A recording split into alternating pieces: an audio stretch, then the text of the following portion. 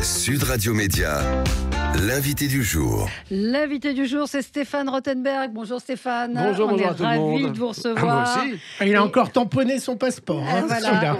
Le lac Titicaca, vous allez le découvrir. La Bolivie, un départ de Bolivie. Et puis, c'est une nouvelle saison de Pékin Express, le choix secret. Oui. 17e saison. Ce soir sur M6, il y a Top Chef qui redémarre le 1er mars. Vous reviendrez pour en parler. Si vous voulez, ouais.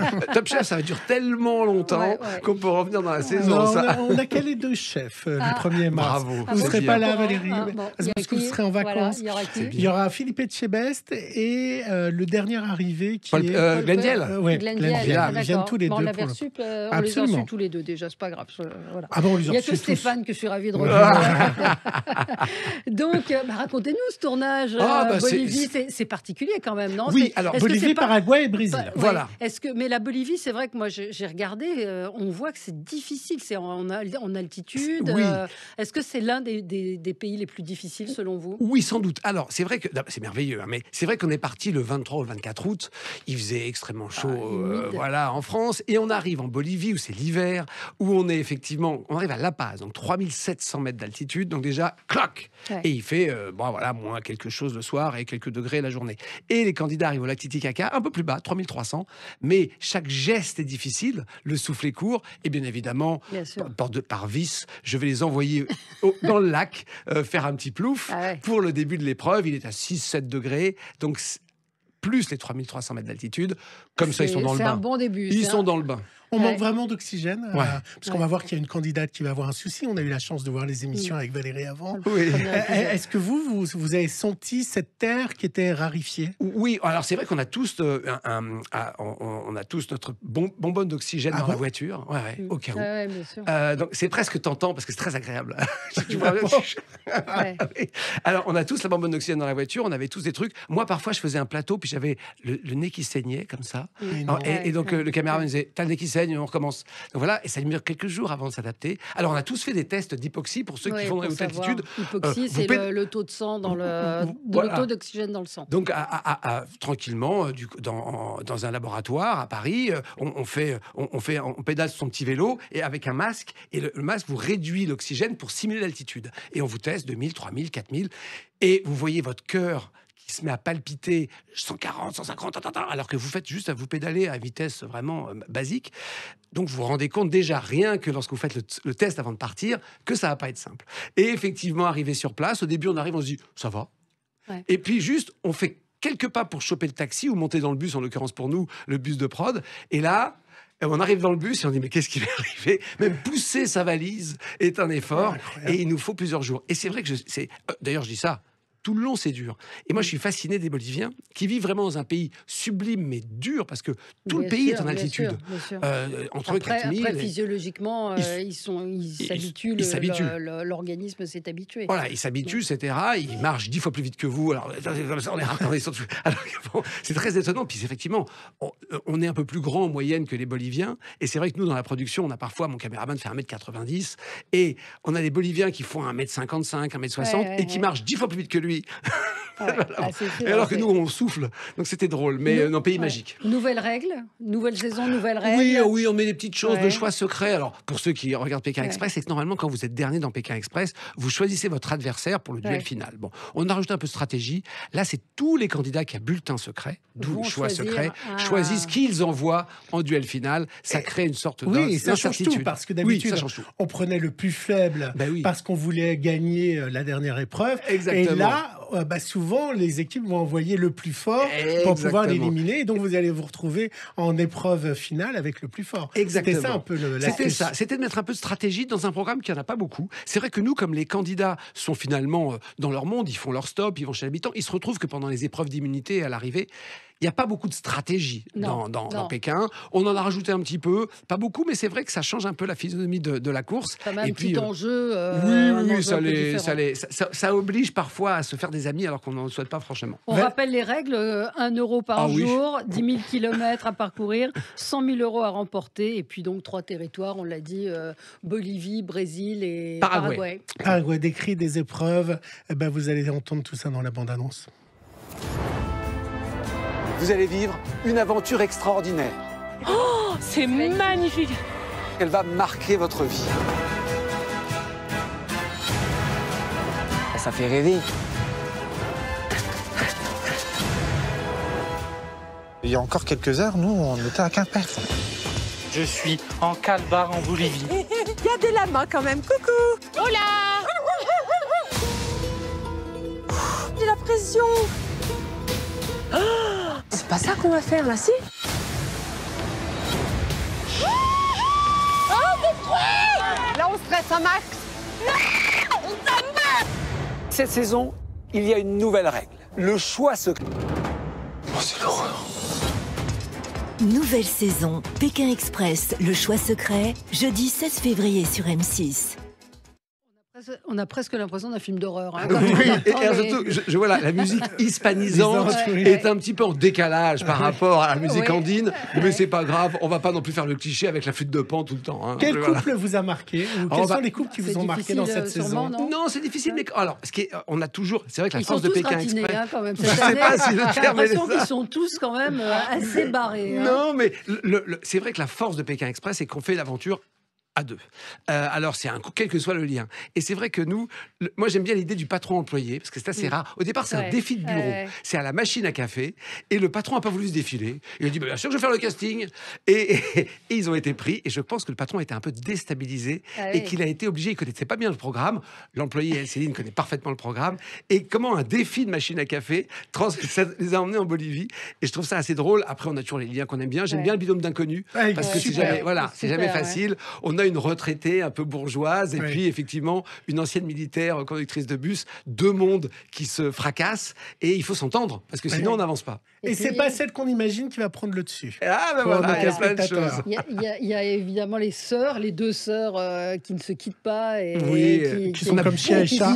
On a beaucoup de frères et sœurs qui se proposent dans Pékin Express. Vous savez combien il y a de candidats, de gens qui on arrête à 40 000. On pourrait, généralement, c'est fou. Hein. Et encore, on arrête parce qu'après, on ne peut plus gérer. 40 000. 40 000. Et ça arrive en même pas 3 semaines d'appel à témoins, alors qu'il faut faire un dossier, que c'est compliqué, etc. Enfin, compliqué. Il faut faire un petit film, tout ça. Bon. Et et avec ce qui est rigolo, et ça continue. Alors, le confinement nous a beaucoup aidés. On a tous les univers. On a des jeunes et des vieux. Cette année encore, alors on a pris 63, 64 pour le plus vieux, mais l'année dernière, on avait 79. Enfin, c'est fou quand on y pense. Il n'y a pas tellement de programmes de télé où vous avez des gens de 18 à 79 ans. On a tous les types de liens. Michel Drucker. Et c'est vrai qu'on a tout le monde, et ça qui est bien, et après, il faut choisir. Faut choisir. Et alors, vous choisissez comment? Alors, on essaye d'avoir, justement, une fois qu'on a trouvé 2 sœurs, on n'aura pas 3 fois 2 sœurs. Donc en fait, c'est pour ça qu'il faut. Et voilà, c'est pour ça qu'il faut. Donc il faut trouver des duos toujours différents, un peu originaux. Et la seule contrainte que la chaîne nous impose entre guillemets, alors ça c'est du marketing un peu, c'est le seul truc, c'est qu'on essaie d'avoir toutes les régions de France. Parce qu'en fait, souvent dans les régions, la presse régionale cherche le binôme de la région. Et donc, du coup, c'est vrai qu'il y a aussi ça. Les gens veulent savoir quand ils regardent le programme, ah ben il est de chez nous ou il n'est pas loin de chez nous. Soit on regarde à cause du lien qui nous touche, ah tiens, moi aussi, j'aimerais faire ça avec mon frère, ma soeur, etc. Soit on regarde parce que les gens sont de chez nous. Donc, la seule chose qu'on essaie de faire, c'est très dur, hein, c'est d'avoir à peu près, pas que des gens du Sud, du Nord, de l'Ouest ou de l'Est, etc. Et puis on a des Belges, comme toujours, parce qu'ils nous aident à produire. Donc, il y a ce couple de Belges qui est Paloma et Jason. Qui n'a jamais voyagé. Qui n'ont jamais voyagé. Voilà, moi j'aime. Alors, c'est ça qui est marrant aussi. Voilà, nous on aime bien cette idée de pas avoir. Tout le monde peut gagner Pékin Express. Du voyage. Et pas de gens. On prend des gens costauds, mais l'idée c'est de dire tout le monde peut éventuellement gagner cette course. Et eux, ils n'ont jamais voyagé, donc c'est bête, mais dès les premières secondes, tout est émerveillement. Même des choses les plus banales, c'est saisissant. Ou des agréments, mais c'est bien aussi pour nous. Donc oui, on aime bien ce genre de profil où les gens découvrent. La finale a lieu à Rio. Est-ce qu'ils vont grimper sur le Corcovado? Alors, on a fait même plus que ça. On a privatisé le Corcovado. Ah ouais. Incroyable. Ce qui est incroyable. Alors, on a eu une tempête tropicale le jour de la finale, ce qui n'est pas simple. On avait même prévu des choses, alors je peux dire qu'ils n'ont pas eu lieu à cause de la tempête. On avait prévu de leur faire prendre les deltaplanes depuis le pain de sucre, vous savez, pour arriver au Corcovado. Pour arriver, alors pas au Corcovado, mais pour descendre en deltaplane sur la plage et ensuite jouer au volley face à des équipes locales. Bon, donc mais ça, malheureusement, la tempête nous a empêchés, mais on a prévu plein d'autres choses sur cette finale, sous une tempête tropicale, ce qui va électriser un peu tout ça. Et l'arrivée est au Corcovado, il y a beaucoup de marches. L'arrivée est dans un endroit incroyable. L'arrivée, maintenant on peut le dire, c'est dans l'endroit principal où se fait le défilé du carnaval. C'est une avenue bordée de tribunes. C'est un endroit fascinant et ils vont faire comme pour le défilé. Ils vont arriver. Bon, les tribunes seront vides. Ça démarre cette semaine. Exactement. Et là, nous, on a privatisé cet endroit pour qu'il n'y ait pas de témoins, parce qu'en fait, depuis quelques années, à force de se faire spoiler, si je puis dire un mauvais mot, lorsqu'on faisait des arrivées dans les lieux publics, maintenant, on cherche des lieux qu'on privatise pour garder la confidentialité. Et donc, cette avenue de défilé est privatisable. Et donc, on a mis la sécurité. Et du coup, maintenant, on a nos arrivées discrètes. Voilà. Est-ce que ça n'a pas été dangereux, justement, puisque vous parlez de sécurité, de tourner dans certains pays, et en particulier au Brésil? Oui, alors, on renforce un peu la sécurité. Ils ont des gardes du corps dans des voitures suiveuses. Mais c'est pas monstrueux. Bien sûr, il faut faire attention au Brésil. Et c'est vrai que le taux de criminalité est élevé. On commence à se rapprocher. Nous, chez nous, il ne faut pas non plus... Alors, si c'était que là-bas, il peut y avoir des violences plus costauds. Vous voulez déclarer sur Sud Radio que la France, c'est comme les favelas, c'est le Brésil? Non, mais... si vous voulez qu'on bosse un petit peu. non, mais c'est vrai que, bien sûr, attention, il y a de la violence, même de l'ultra-violence, mais on a mis en place des systèmes de sécurité. Globalement, c'est un peu de garde du corps, mais c'est pas par rapport à un pays, on va dire, plus classique, des pays d'Asie qui sont beaucoup plus sûrs. On n'est pas à un triplement ou un quadruplement. Mais oui, on fait gaffe. Et puis les autorités locales nous aident en mettant un peu de policiers, etc., aux endroits stratégiques.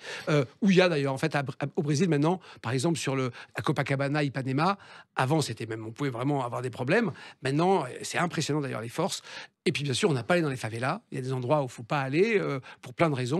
Mais voilà, tant qu'on reste, et Dieu sait que la ville est grande, dans les quartiers de résidence et dans les quartiers touristiques, on a fait un peu les deux, nous, ça passe. Avec une sécurité un peu renforcée, mais pas du délire. Le meilleur souvenir de cette saison et le pire? Le grand plaisir, ça a été de revenir au Salar d'Uyuni, le désert de sel qui est en Bolivie.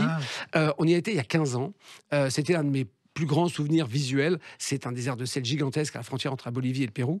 Et on y est retourné. On a refait l'épreuve, parfois on les refait, l'épreuve d'immunité qu'on avait fait il y a 15 ans.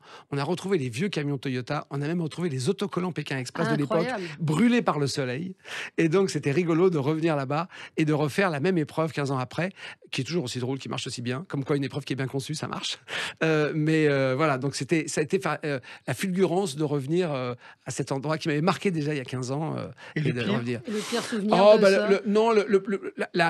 C'est pas un pire, mais c'est vrai que lorsque on fait la finale, qu'on privatise le Corcovado et qu'on voit qu'il y a une tempête tropicale, on sait que ça va marcher sur le plan éditorial. Parce qu'on sait faire une finale dans une tempête, ça marche. Mais la frustration, c'est que ce Christ rédempteur qu'on loue à prix d'or, qu'on voit à peine sous les nuages au début du dansement, là, il y a le directeur de production qui se dit... On aurait fait ça sur la plage, c'était pareil. Donc c'est la frustration, plus que mauvais souvenir, c'est de se dire, on sait que les candidats, ça va être dur sous la tempête, la pluie, le machin, ils se trouvaient des voitures. Mais on se dit, sous le soleil de Rio, ça aurait été pas mal non plus. Voilà. Mais on n'a pas eu ça, mais on a eu autre chose. Un petit mot sur Top Chef pour faire plaisir à Valérie, qui aime la bonne nourriture. C'est quoi le thème cette année? L'idée, c'est 360 degrés, pour faire simple, c'est que normalement, on les pousse ces dernières années plutôt sur l'excellence ou l'exceptionnel. Là, on leur demande d'être bons partout. Dans la street food, dans la gastronomie, dans la création. Ce qui est pas beaucoup plus simple, voire plus difficile. Et puis, Hélène Darroze a donné quelque chose d'un peu particulier. Elle n'a pas d'équipe cette année. Voilà, mais en fait, elle a un concours parallèle qui est absolument fascinant et qui va tenir en haleine les gens, je crois, jusqu'au bout. Très bien, vous nous avez donné envie. Donc ce soir, le retour de Pékin Express. Vous êtes prêts pour une 18e saison? C'est les audiences qui en décideront. Donc on sera semaine 3. Oui, normalement depuis chaque année, mais semaine 3 ou semaine 4, vous le serez en même temps que moi quasiment, en voyant les audiences. Voilà. Donc vous voulez pas qu'on fasse un duo? Mais formidable. Je vous imagine avec votre sac à dos rouge, crapahutant dans la pampa. Pas du tout. On vous regardera donc ce soir avec les nouveaux candidats qui sont pas mal. Oui, ils sont pas mal. Ils sont assez prometteurs. Et puis Top Chef, on en reparlera la semaine prochaine ici sur Sud Radio.